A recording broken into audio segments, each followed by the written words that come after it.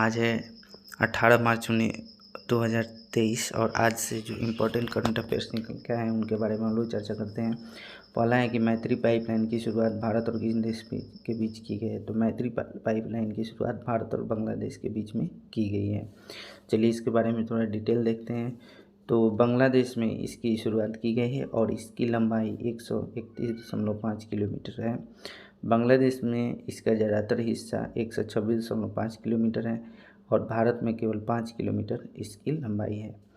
यह डीजल के आयात के लिए किया गया है और हाल ही में भारत के प्रधानमंत्री नरेंद्र मोदी और बांग्लादेश के प्रधानमंत्री शेख हसीना ने इसका उद्घाटन किया है।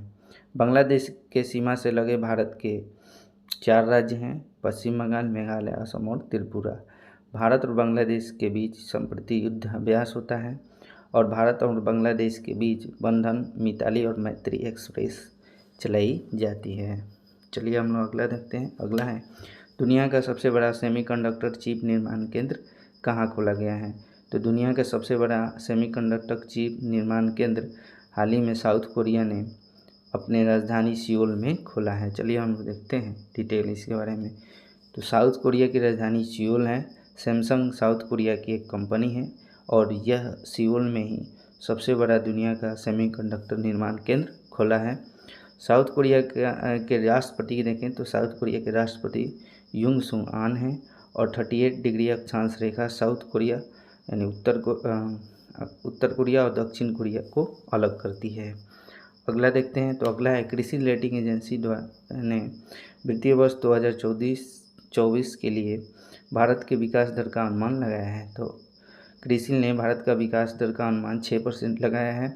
अगर हम लोग आगे देखें तो क्रिसिल ने भारत के इन्फ्लेशन का दर 5% बताया है और अगले 5 वर्षों के लिए विकास दर 6.5% बताया है। CRISIL credit rating information service of India limited के अंतर्गत इसका फुल फॉर्म है और यह एक भारतीय विश्लेषणात्मक कंपनी है जो रेटिंग अनुसंधान और जोखिम और नीति सलाहकार सेवाएं प्रदान करती है और अमेरिका की कंपनी C&P ग्लोबल की सहायक कंपनी है। चलिए हम लोग अगला देखते हैं। अगला है ओ स्मार्ट स्कीम की शुरुआत कहाँ पे की गई है, तो किस लिए की गई है। तो ओ स्मार्ट स्कीम की शुरुआत सुनामी की जानकारी सूचना पाने के लिए की गई है। समुद्र में जो भी हलचल होता है उसकी जानकारी पाने के लिए इस स्कीम की शुरुआत की गई है। आगे हम लोग इसका देखते हैं डिटेल।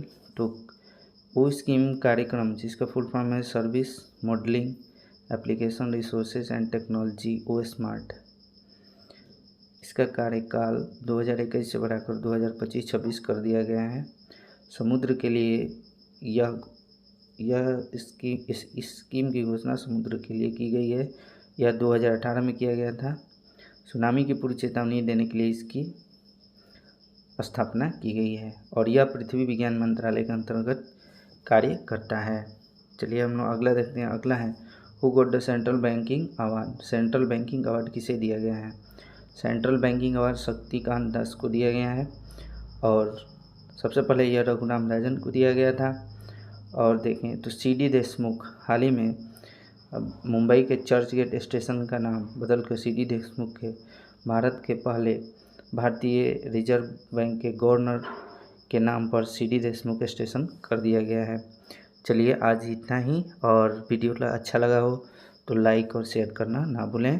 धन्यवाद।